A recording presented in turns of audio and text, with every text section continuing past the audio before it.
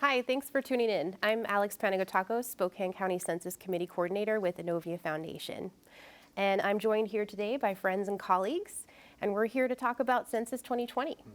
So if you don't already know, the census is incredibly important. It happens every 10 years. And so we've got a short period of time to make sure that we all get counted, because the next time around is not going to be until 2030. So we can't miss that. The census determines where federal funding, state funding, a lot of programs are put, how many seats we have in Congress and the state legislature, and where just a ton of essential services are going to be deployed. So that's everything from hospitals to school lunches to Head Start, really important essential services. And so we're here today to talk a little bit more about why the census matters for our community and to dispel some myths and just, chat. So I'm going to let you all introduce yourselves. Emma, I'll let you start. Can you tell us who you are and what sort of organization you represent? My name is Emma Noyes, and I'm a member of the Colville Tribes. I work for Empire Health Foundation here in Spokane. Awesome. Thanks for joining us. My name is Fernanda Mascot, and I am a Latino advocate and community organizer for Raíz of Planned Parenthood. I'm Stephen Jaravia. My pronouns are he, him, his, and I'm the Spokane Pride Coordinator, the producers of the annual Pride Parade and Rainbow Festival. And hi, Alex. Alicia Benson, and I'm the CEO of Greater Spokane Incorporated, your regional business development organization. Wonderful. Well, thank you all for joining us. We all represent some different sectors of the community, different organizations that we work for, so we all bring a different perspective to the table, and I really appreciate you making time for this. So, first question is going to be for Alicia. So I've heard that we miss out a lot of money for any person that's missed on the census. Can you kind of quantify that for us? Yeah, that's correct, Alex. What we know is that for every person missed, it starts to equate to $30,000 that it adds up to, and that we know that for Eastern Washington, that's more significant than the rest of our state. And that adds up quickly if you think about $30,000 for each person that isn't counted during the census. And those are dollars that help determine really important funding for so many different services and programs across the region. So it's a big deal that we make sure we get that count correct. Great. So that is a lot of money, and that's more than other areas of the state. So we have a lot to lose or gain in this. It does, very much so. Yeah. It's important. Okay. So we could lose a lot, and everybody matters and everybody needs to get counted, right? But I've heard that some folks are harder to count or have been missed again and again. So I'm wondering, as a community, what are we doing to reach those folks? So Fernanda, why should people of color care about this? And what are we doing to reach people of color? So historically, communities of color have been undercounted for decades. And when you look at it, we see a lot with children under the age of 5, Latinx children under the age of 5, Black and African American men and Latino men who have been undercounted. So with the Raíz program, we are part of the Washington Census Alliance, which is a statewide organization that is a coalition made up of over 50 people of color-led organizations that come together. And we have developed this program, which is called the Trusted Messenger Program, where we identified trusted messengers from the community that will go out in the community and do census outreach, education, and work. So with Raíz, we have identified 13 volunteers that are from the Latinx community in Spokane County. And what they do is they go out to 20 households, and these are people that they know, and they go to 20 households and they just talk to them and educate them about the census. We also hold events for Spanish-speaking communities, and a lot of those events are at our local churches. And what we're also doing is we're going to, the Spokane Valley has the highest population of Latinos versus Spokane City.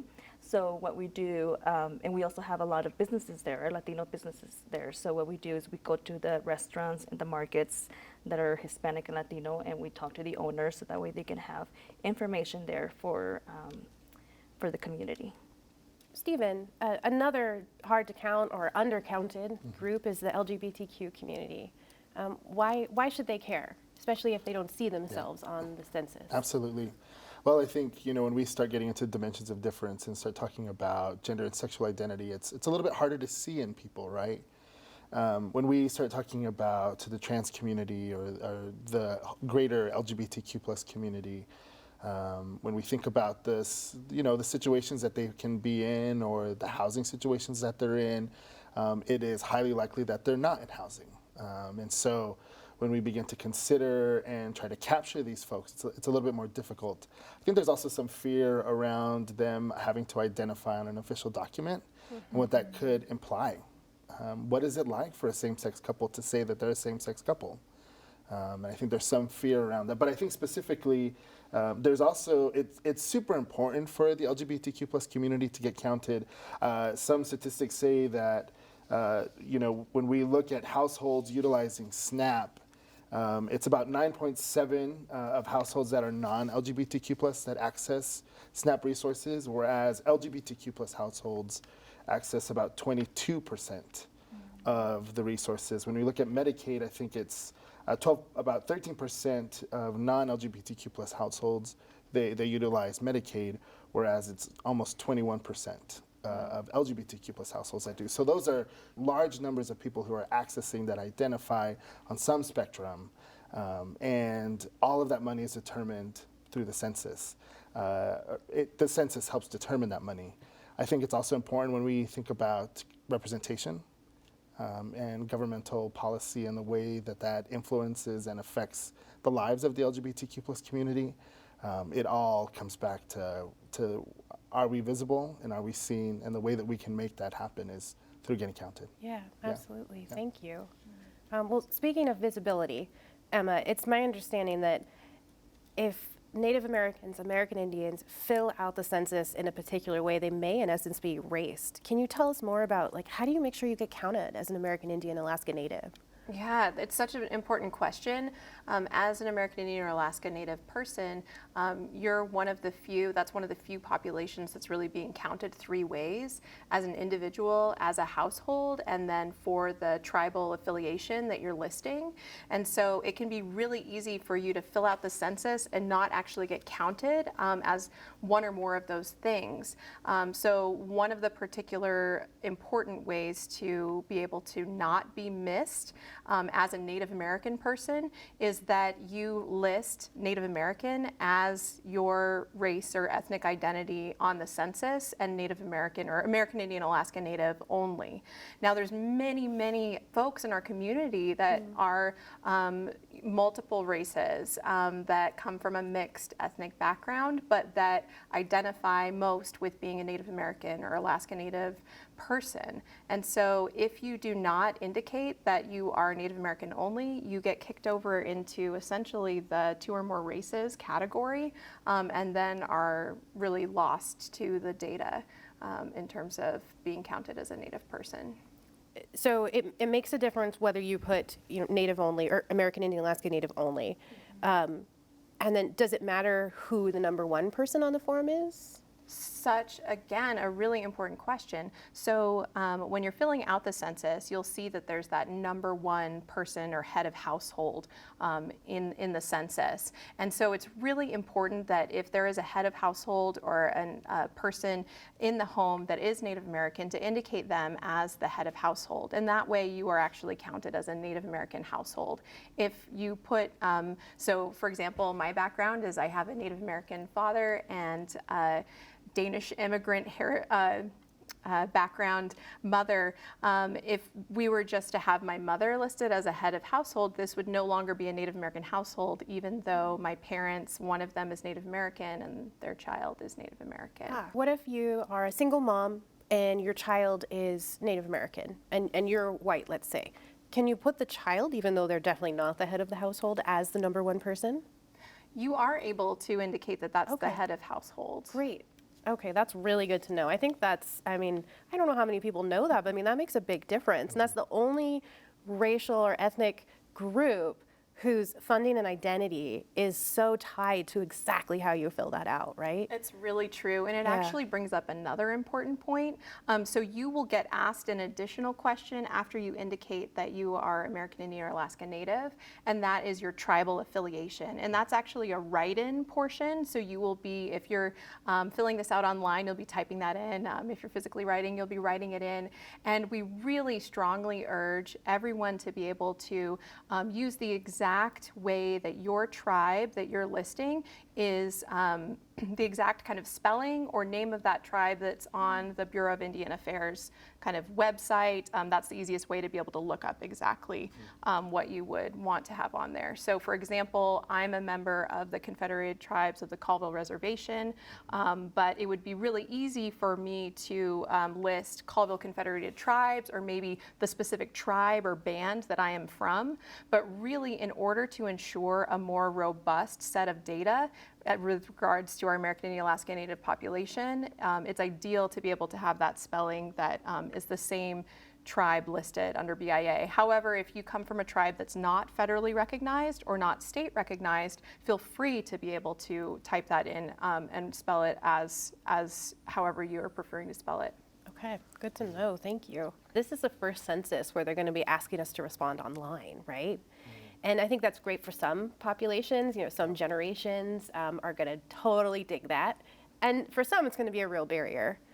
So if, for whatever reason, for that reason or some other reason, we have an undercount, Alicia, can you tell me, like, how could that impact our local businesses? Because we talk a lot about, you know, funding for schools and after-school programs and healthcare and housing, but are businesses kind of on their own and they're going to be just fine if there's an undercount? No, I think that's a great question, and I think it impacts business in a lot of different ways. I think it's really important that people understand that the census drives funding for so many different programs and services and infrastructure investments in our communities. And we know off of the last one, we're sitting somewhere around 55 different programs in the state of Washington that are funded based upon census count types of data. And that's just the federal programs, not even the state programs. And what happens is that those are programs, whether you look at it at Head Start, child care programs, WIC, SNAP, services that a huge amount of our population needs to access every day to meet their basic needs. And those are people who are coming to work every day in our companies and organizations. And if their basic needs aren't able to be met, they're not being counted, we're not able to have the services that they need to be able to ensure that their family's, you know, getting fed every day or has a safe place for their child to go, that impacts our workforce at a very basic level. At the same time, we also know that a lot of the training programs, we are living in an era where some kind of post-high school training is essential for almost any job, and a huge number of our workforce training programs and things like Pell Grants and the federal loan programs are all funded in part by by funding driven by the data from the census. Those things matter and how people get training and the skills to be able to enter and maintain a position in the workforce. And then the third thing I'd say is that it's also about infrastructure. When you look at the types of programs that are funded, there are things around roads and clinics and things that meet basic services for our community, create the transportation. We're a region where people commute in a very large area to be able to access an urban area like Spokane and the services that we have here. And there are programs through the highway funds that are funded through Census as well. So it has a lot. It's a very layered, but it impacts business every single day, both in the people that show up and how we move our products and goods across the region. Right on. Wow, I hadn't thought about that. The fact, I mean, we do have to drive a lot in this region to get where we're going, right? One other thing I think that might impact businesses is not only are their workers, you know, maybe not getting their essential needs met if they're missed on the census and don't have the support they need, but if they don't have, you know, money in their pocket, that's money that would be going to a business. They have to buy things for themselves. And Correct. Yeah. So we were looking at the worker side. It's reversed too. Yeah. I mean, if you think about our economy and the types of services that people purchase and goods, and even, you know, going to the supermarket, all of those things are impacted if somebody's you know, paycheck is impacted, and we see that in lots of different ways already. And so all of those things matter, and how we ensure that people have the supports to be able to meet their basic needs and purchase goods from our companies and go to work every day and all of those things. Yeah, it's all interconnected, isn't it? So we've talked a lot about funding, but there's also another element to this, which is our representation in government, right? So Fernanda, can you tell us a little bit about, you know, why would it matter if we lost a seat in Congress, let's say? So representation should reflect our communities. We know our communities are growing more diverse. So if we, you know, the information that we're going to gather from the census is going to be really important, because it's going to allocate and give us a sense of, do we gain a seat or do we lose a seat? So if we gain a seat, we gain a voice. If we lose a seat, we're going to lose a voice. And, you know, I can't imagine with this census of 2020 coming around and us losing a seat. I mean, that would only happen if there's not a complete count. Yeah, that would be devastating, wouldn't it? I mean, that really is how our government works. It's a representative government. Yeah. Yes. And I like to think of it as the census really is a gift. So a lot of times people talk about that, you know, the census is sort of a mandate. You know, it's in the Constitution, we have to fill it out. But I also look at it as a gift where the government takes a look up from what they're doing and looks around, you know, wipes their glasses off and says, oh, you're out there? Okay, well, I'm gonna, you know, proceed accordingly. So it's an opportunity for us to say, we're here, you know, represent us. There are some barriers that we've discussed, you know, one of which being the platform, which is going to be great for some people, not others. And it should be mentioned that even though they're asking us to respond online, we can still request the paper or phone copy. So that's good to know too. But another barrier, Stephen, that I've, you know, encountered is that the form is quite limited as far as your choices on sex or gender goes. Can you tell us a little more about that? Yeah, it's a gift for some people. Yeah. It's not a gift for everybody. Yeah. You know, when we talk about the way that we collect data and how do we identify in the data, you know, I wish it was a little bit more sophisticated. You know, how can we have data that actually captures more accurately the different experiences that folks have here in the United States or who come to the United States with these experiences. So when we look at the census, one of the first questions you're going to be asked is, are you male or are you female? And the reality is we're in 2020 and there are some people who are not male or female. So it's a little bit of a justice question for us too. We have 10 years to reform that. We have 10 years to change that. We know that these experiences are not new. And so what are we going to do to ensure that these experiences are also captured? It is important that those boxes do get checked because we want to make sure that complete forms are being submitted. And I hate that this is the recommendation that I have to give. But for folks, however you identify, if you are able to put yourself in either male or female, however comfortable you are, I don't like that I have to say this, but please go ahead and do so. If we leave boxes unchecked, there will be a follow-up if I'm correct. And while that's not a bad thing, I would encourage folks, wherever you can, however you can, please check the box that you feel most comfortable with. But also know that there are a lot of us who are ready and willing to get that changed in the That's form. great. So, That's good to yeah. hear. Absolutely. Yeah, so definitely not good enough. Yeah. But you mentioned earlier that for the LGBTQ community, there is perhaps more at stake. Absolutely. You know, and this is true for some other communities as well. But, Absolutely. but it sounds like, from what I understand, you could leave it blank, but you might that might trigger a non-response follow-up, Yeah, meaning someone might come to your door. Right. So that's good because we can tell people, you know, here's what we know, and it's up to you. We are empowering you to make the decision Right. that's best for you. Right. I think another one of the barriers might be the security of the census. So if I fill this out, is it going to be kept confidential? Is my information anonymous? Fernanda, what can you tell us about that? How assured can we be that our information is safe? Well, under the federal law, the Census Bureau cannot give any information, any of your personal information, to any agency, and that includes, because I know this was a big concern with my Latinx community. They cannot share any information with Department of Homeland Security. They cannot share any information with Border Patrol, Immigration Customs Enforcement. So, you know, even if we have someone, let's say you're living in a Section 8 housing, and you know someone you're allowing a friend to stay with you for a few months. So if that person is sleeping on your couch, you would go ahead and count that person. So you would count everyone in your household, and that information is not going to leave. It's not going to be given to your landlord. It's not going to be given to the agency. Because like I said, under the federal law, the Census Bureau is only trying to gather numbers. They're trying to gather data to allocate all these resources and representation. So they're not, you know, trying to see, you know, which person is undocumented or which person has someone living in their housing Section 8 when there shouldn't be. So yes, I let folks know, encourage everyone to know that is your right.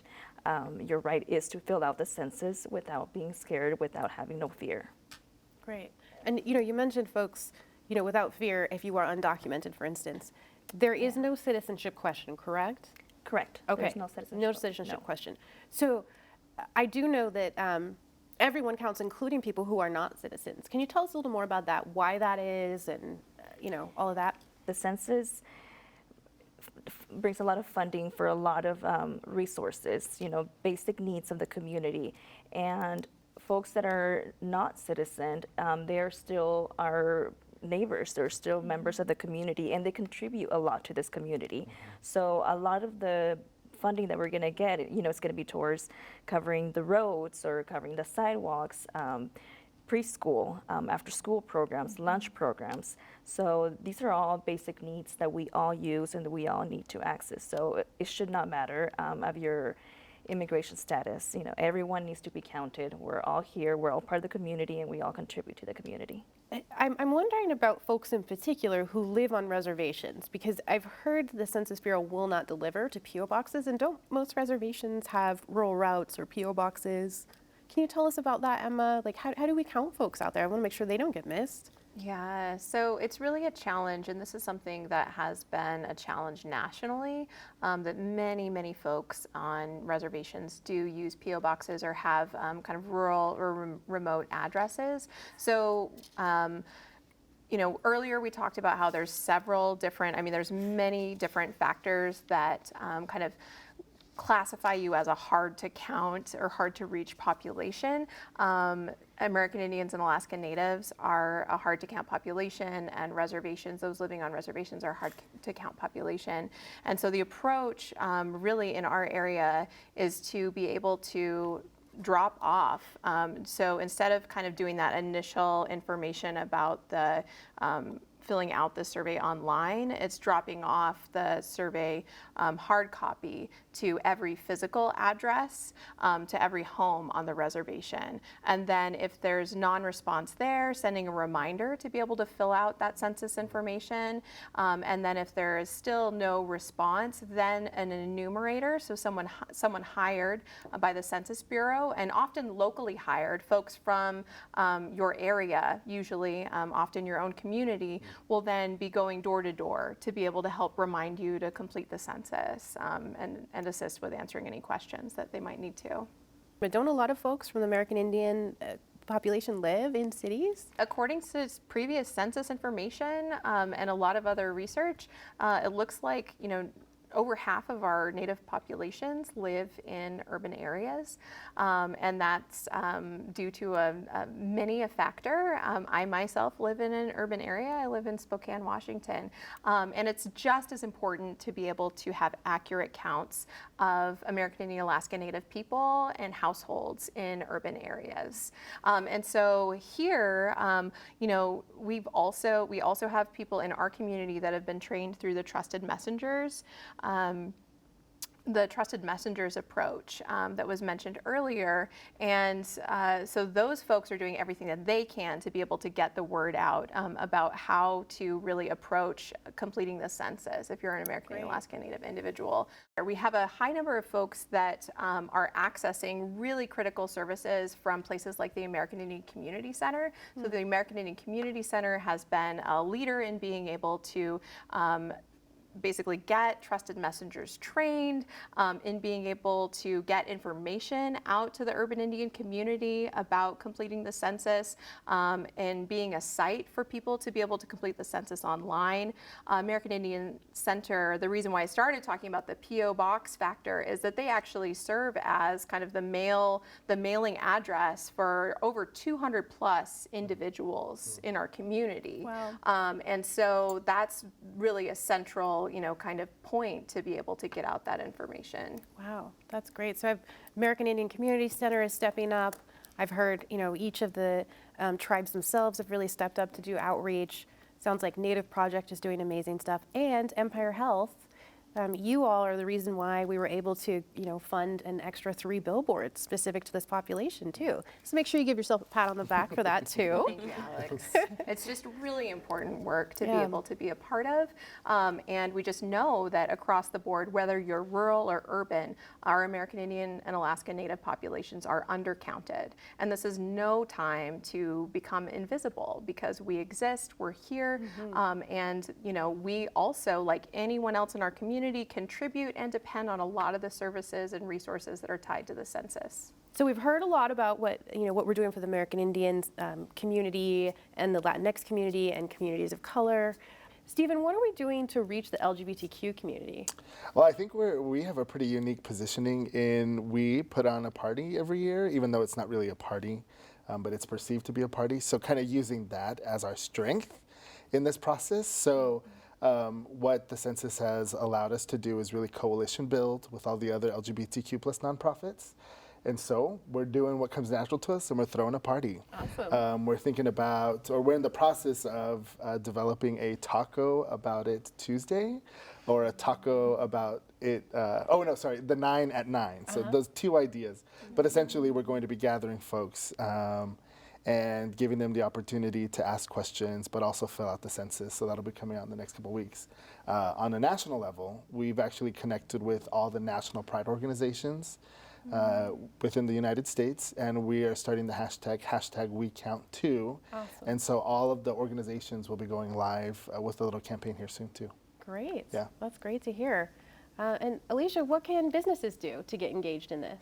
I think businesses have a really important role to play, and it's kind of, I think, two pieces. One, they employ, our employers in our community employ a lot of people, and they have the ability to communicate with huge amounts of populations, their employees, using their platforms of social media and all of those things to market, but also the clients and customers that they serve. And I think about, if you just use the example of financial institutions, which we have many, they have an opportunity to not just message to the people they employ, but to all of the customers that are there. It's about the importance of the census, about making sure that they I love that, that we count too. That it's such an important piece that we can play in helping raise the voice and raise the importance of being part of the census. Great, and I'll add that if they go to SpokaneCensus.org on the resources tab, we've got tons of resources there, so they don't have to make it up on their own. Before we go, I'd like to hear from each of you. What would you say to somebody who's kind of on the fence? They're not sure if they're going to fill out the census. What would you say to them? I would really tell them that it's not something that they're just doing for themselves or just for their family. It's something that they're doing for the broader community and for the nation to be able to have accurate information. And in that vein, it's really something that they're doing for future generations. And so it's going to do a lot more harm and cause a lot more hurt to not participate in these short list of questions than it is to participate. Fernanda? Yes, so I would let them know about historically how Latinos, Latinx, and the Black American community have been undercounted for decades, and it has not benefited us at all. And there's a lot of scare tactics out there that has been used in the past, but it's time to stand up and say that we are here. Así que #hazte contar. Yeah. Great. Stephen? I think it's time. I think we have found ourselves in a culture where it's time for people to be incorporated, to be included, and for them to see themselves as fully human. And we have the opportunity to do that now. And why are we waiting 10 more years when we can do it now? Right on. Well, I agree with all my colleagues, and I think that at the end of the day, every voice and every person counts.